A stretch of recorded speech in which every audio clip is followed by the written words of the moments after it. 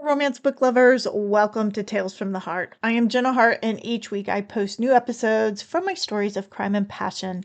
Right now, we're listening to With This Ring, I Thee Kill, Book 3 of the Valentine Mysteries. This week is Episode 4, Chapter 4. Now, if you'd like to read along or get ahead in the story, you can get With This Ring, I Thee Kill from your favorite ebook retailer, or you can save even more by buying direct from me. With This Ring, I Thee Kill is the third book in the series, and if you missed book 1, Deadly Valentine, you can listen by checking earlier episode postings, or if you'd like to read it, you can get Deadly Valentine for free at my website, jennahart.com. Book 2, Old Flames Never Die, is available in early episode postings as well, or you can get it at your favorite ebook retailer, or again, save by getting it through my shop. Now, Tales from the Heart is posted to YouTube each week. These episodes are edited to censor intimate content. But if you would like to have a version that includes those spicier bits, plus get early access behind the scenes information about the stories, bonus content, and more, please join me over at Ream. You can learn more at reamstories.com/Jenna Harte. Now, never miss the mystery or romance by hitting the subscribe button. And remember that all the details and links you might need are just a click away in the description. Now, snuggle up, get comfy, and enjoy the show. Chapter 4. Tess lay in bed, completely boneless. Even after 20 minutes, her body felt like melted wax, soft and pliant. You going to stay in bed all day? He asked when he came back in the room and found her luxuriating in bed. I might. Is that a problem? He leaned over and kissed her. I'll be back in a few hours. Once Jack left, Tess considered staying in bed until he got back. It wasn't like she had something better to do, except maybe plan a wedding, or get a job, or deal with Cora. It was that last chore that had Tess pulling the covers over her head. She was sure Cora wouldn't accept a peace offering. She was bound and determined to make life difficult. Tess was sure Cora couldn't help herself. Like a form of Tourette's, Cora's zingers automatically flew from her mouth. But she told Jack she'd try to make peace, so she rolled out of bed and headed back to the shower. As the water sprayed over her, she practiced her speech, not sure if she should go the gentle route or confront Cora head-on with a few zingers of her own. She was still considering her approach when, dried and dressed, she made her way to Cora's apartment. Right before she rapped on the door, Tess changed her plans and headed to the kitchen instead. She grabbed the container of chocolate peanut butter balls from the freezer and put a few on a plate. Tess wasn't sure if Cora was human enough to appreciate chocolate, but she decided it was worth a try. Tess knocked on Cora's door, but from the way the television was blaring, there was no chance Cora would hear her.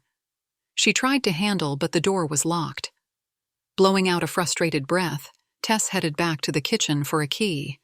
It was supposed to be used only in emergencies, but Tess decided that making peace with Cora for Jack's sanity qualified. Hello? Tess called out as she opened the door to Cora's apartment. Cora sat in front of her television, the sound too loud for her to hear Tess's approach.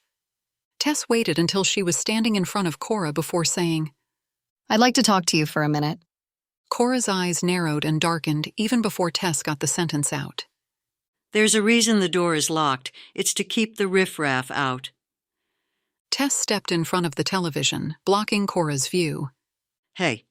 It will only take a minute. Here, I brought you chocolate. Tess held out the plate. It's probably poisoned. It's a possibility. Tess muttered. Cora's eyes darted between Tess and the plate of chocolate, as if she were debating whether to bite. Or maybe she was debating whether they were poisoned. She snatched one of the round chocolate confections from the plate. Not even Cora was immune to good chocolate. Good to know. I'm not interested in what you have to say. Tess held back an exasperated breath. She picked up the remote and clicked the off button. You're a pain in the ass, you know that? Cora glowered. So you've told me before. Now that Jack is out, that nice, sweet demeanor of yours is gone, and you're going to abuse me. I knew it. You're just being nice so he'll keep you around, so you can have his money. First, I don't need Jack's money. Second, I'm not going to abuse you. In fact, I stopped by to give you some advice. Huh? I don't need advice from you. Cora crossed her arms and huffed. Think again if you don't want to lose him. Lose him? You think you can take him away? Cora was old and tiny, but Tess felt sure she could overpower a lumberjack if she had to. She could see the temper, the power of it building in Cora.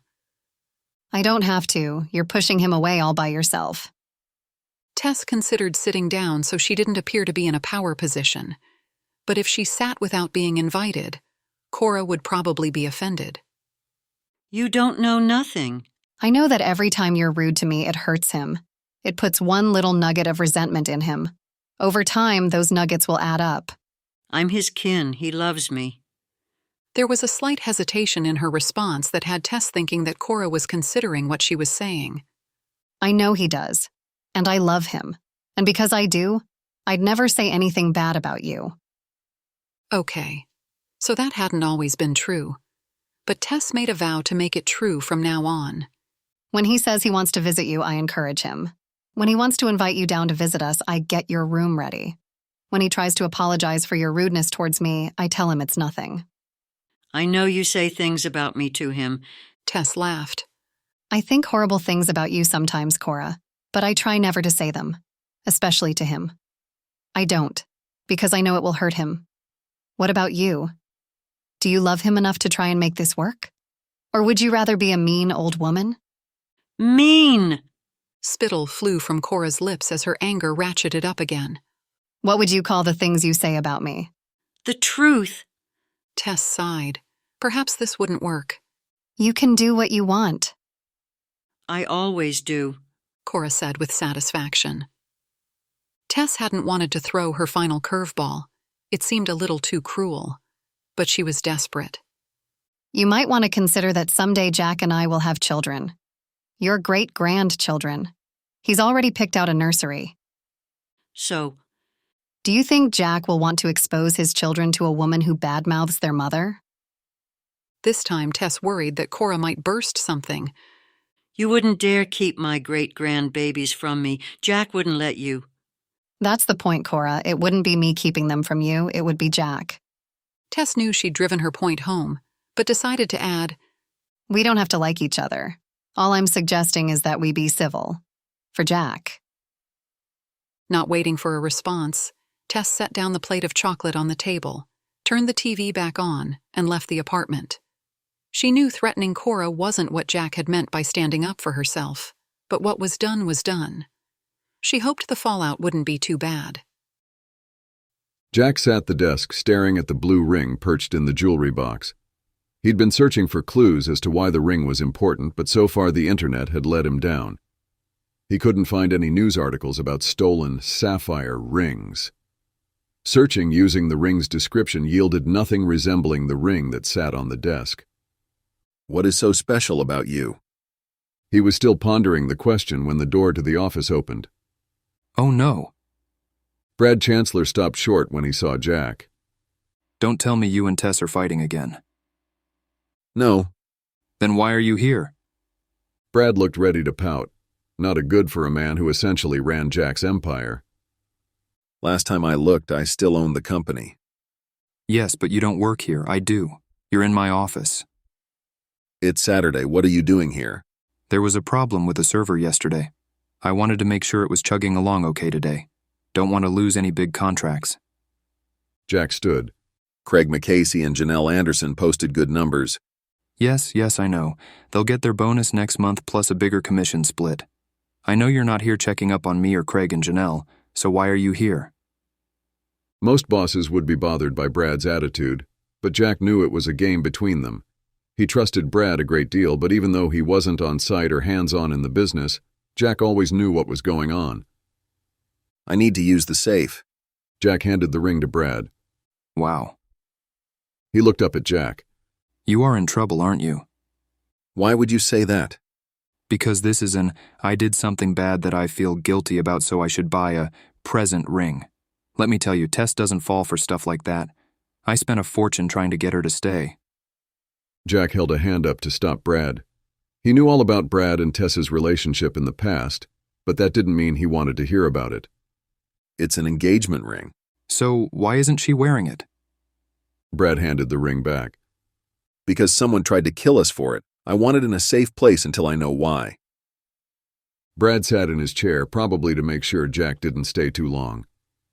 Have you considered that since you and Tess became an item, how many times you've been in trouble? You and everyone else keep reminding us.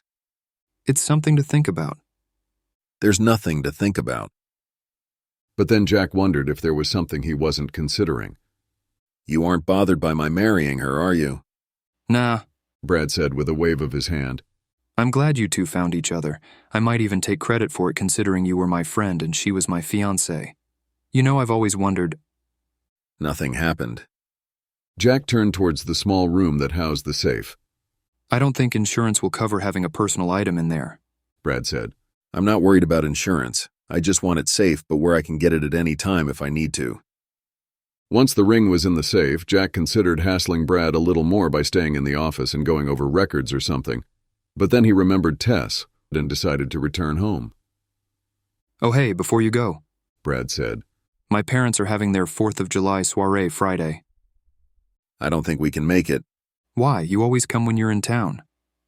Now I've got Tess and I don't think she has any interest in seeing your parents. Why not? She can shove at their faces how well she's done. Success is the best revenge. Tess isn't the kind of person who measures success by the wealth of her man. No, but everyone else who will be there does. He was right. I'll ask her. Tell her Cameron Tamblyn will be there. If getting back at my parents isn't enough, Cameron will be. Jack nodded, but wasn't so sure he felt comfortable with the idea that another man would be a compelling enough reason for Tess to go to Brad's parents' party. The metro ran on Jack's schedule for once as the train arrived just as he stepped on the platform. He made the short journey under the river to his stop in Roslyn. The walk to his building wasn't long, but the heat and humidity made it feel like a trip across the Sahara. He thought about the cold beer he had in the fridge and wondered if Tess was still waiting for him in bed. He'd crossed by the park and made it to North Lynn Street when the hairs on the back of his neck rose. Mr. Valentine? He knew that voice. I have a gun and have no problem shooting you right here. In broad daylight? Jack looked down to where Cal's hand, hidden in his coat pocket, presumably held a gun. Are you brave enough to test me? Cal asked. For all he knew, Cal was pointing a finger at him through the pocket, but Jack was no dummy to take that chance. It had been a very real gun Cal had pointed at him earlier in the day. And who would wear a jacket when it was 1,000,000 degrees outside, unless they were trying to hide something? No, what do you want? I want the ring. I don't have it. Come on now, Mr. Valentine.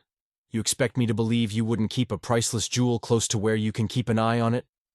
Priceless? What is that ring anyway? Why do you want it so bad? That's none of your concern. Where's the ring? Jack thought about the ring safely tucked away in his Washington office. The police have it. The police? Why would you give it to them? I didn't give it. They took it. Then call them. Get it back. I can't. It's evidence. It stays with the police until the case is closed, which means until you go to jail.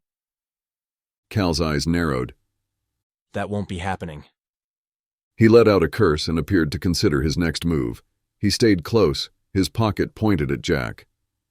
Well, if they won't give it back for the asking, then maybe they'll agree to a trade. What kind of trade? Jack asked with a sick feeling. You for the ring. Come on, my car is over there. We're going for a ride. Cal waved his coat at Jack as if he needed reminding about the gun. Jack considered running or tackling Cal, but having just recovered from a gunshot wound, he wasn't feeling very optimistic about his chances. Maybe if he allowed himself to be traded, the police would be able to catch him. With a curt nod, Jack turned and walked to the black SUV Cal indicated. Jack took his time walking to Cal's car. He was in no hurry, even if Cal was. Get a move on. The black SUV? Jack asked. That's right. You've moved up since the sedan this morning. Jack scanned the area. There were people all around. A couple walking hand in hand toward the park. A mother pushing a stroller with 2 children inside heading up the street. A businessman yanking at his collar as he headed into the nearest cafe. Any one of them could call 911, but by calling out for help, Jack knew he put their lives, as well as his own, at risk. I'm no idiot. Everyone in that boondock town is looking for that car. You're not worried about Tim. Worried about what? That he'll say something? No. We're professionals. Tim will keep his trap shut. You should do the same. It's a long trip to Jefferson Tavern. Maybe on the drive you can tell me what's so important about that ring. Yeah, right. Cal scoffed. It had been worth a try. Jack figured he'd be safe until it was determined that Cal couldn't get the ring. But if Cal killed him, he'd go after Tess next. Jack vowed he'd do everything possible to keep that from happening, even if it meant grabbing the wheel and driving them head-on into a semi-truck. Of course, he'd rather the police show up and put Cal in jail. Jack? Jack Valentine? Jack looked up as a woman approached him. Beth. He took a sideway glance towards Cal to see his reaction. I don't believe it. She said. I was beginning to think you were becoming a country boy. Jack nodded. His mind whirled. Was this an opportunity to get free? More likely he needed to get Beth away to protect her. Get rid of her! Tim hissed behind him. A poke in the ribs reminded Jack that Cal was packing. It's peaceful, Jack said. Usually. I hear there is a woman. Yes. Too bad, she said. Jack had known of Beth's interest in him. There had been a couple of low nights years ago when he'd nearly taken her up on that interest. Beth was smart and interesting, but she wasn't Tess. I'm sorry, Beth. I'd love to stay and catch up, but I've got a business engagement. Jack nodded toward Cal. Beth looked at the scowling man behind Jack. One perfectly waxed brow lifted. Jack couldn't blame her. He usually did business with people who didn't look like they'd just robbed a bank.